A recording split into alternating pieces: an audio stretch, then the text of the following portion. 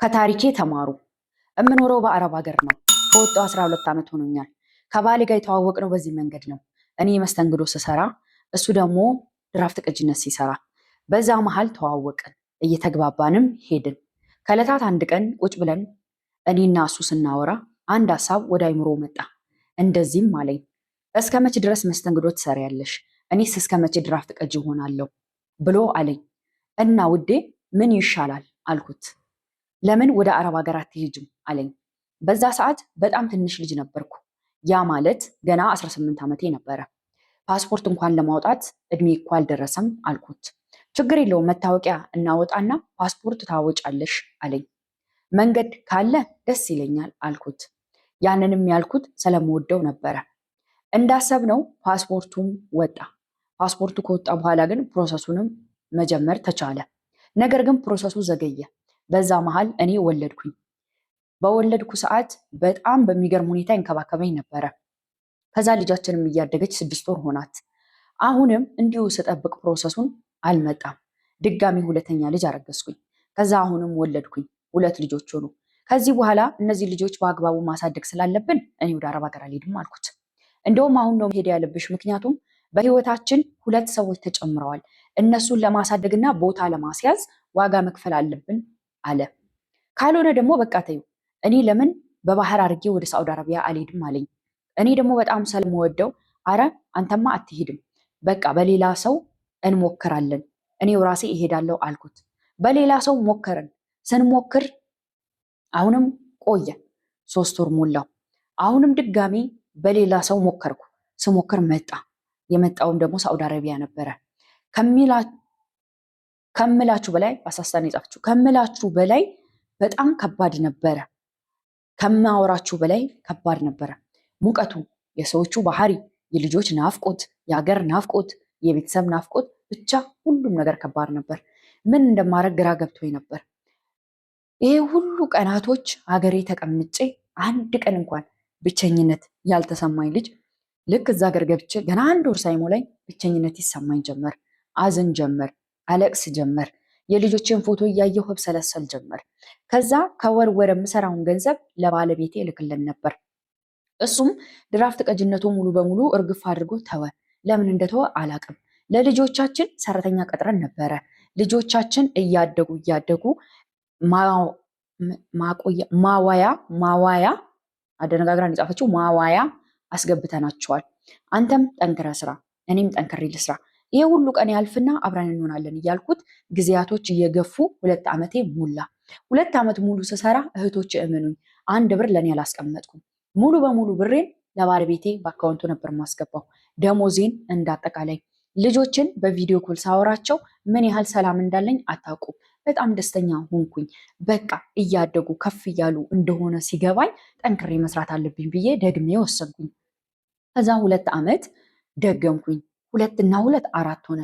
አሁንም ካለፈው ስህተቱ ሰው የማይማር መሆኑን በእኔ እዩት። 2 ዓመት ሙሉ ለሱ ላኩኝ። በመሃል ችላ እያለኝ መጣ። ለምንድን ነው ብዬ ሳጣራ ስራም ትቶ ነበር። እኔ የምልከውን ገንዘብ ለካሱ አሸሼ ገዳይ ይልበት ነበር። ያ ማለት ይዝናናበት፣ ይጨፍርበት፣ ከጓደኞቹ ጋር ፈታ ይልበት ነበር። ልጆች እንኳን በአግባቡ ልብስ አይለብሱም። በአግባቡ የሚያስፈልጋቸው ነገር አይደረግም ነበር። ይሁን ብዬ 4 ዓመት እስኪሞላኝ ድረስ እንደምንም ሰራው። 4 ዓመት ሞላኝ። 4 ዓመት ሲሞላኝ የሚገርማችሁ ነገር ልጆቼ በጣም ትልልቅ ሆነዋል። እማዬ አትመጭም እንዴ ማለት ጀመሩ። እኔም እመጣለሁ። አንዱ ወንዱ ልጄ እንዴ እናታችን አንቺ እኮ ከኛ ርቀሽ ነው ያለሽው፣ እንዴት ነው እናታችን የምንልሽ ብሎ አለኝ። ከዚህ በላይ እንዴት አይምሮ የሚሰብር ቃላት ይመጣል ብዬ ራሴን ጠየቅኩት። ልጁም በጣም በሚያሳዝን ቃላቶች አባዬ እኮ ከኛ ጋር ብዙ አይቀመጥም፣ ከኛ ጋር የምትሆነው ህሊና ብቻ ነች፣ ሰራተኛዋ ማለት ነው። ህሊና ቆንጆ ልጅ ናት፣ ጎበዝ ናት፣ ትንከባከበናለች። አባዬ ግን የትም መዝናኛ ቦታ አይወስደንም። አንዳንዴ ብር ይሰጣትና እሷ ነው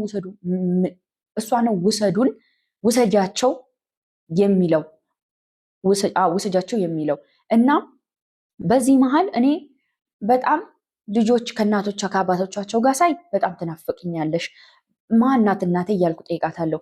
እናትሽ በጣም ጎበዝ ጠንካራ ለአንተ የምትለፋነች ትለኛለች ህሊና። ግን መች ነው መጥተሽ እማይሽ በአካል ይለኛል። ብቻ አላቅም። እንደዛ እያልን 4 ዓመት ሞላን።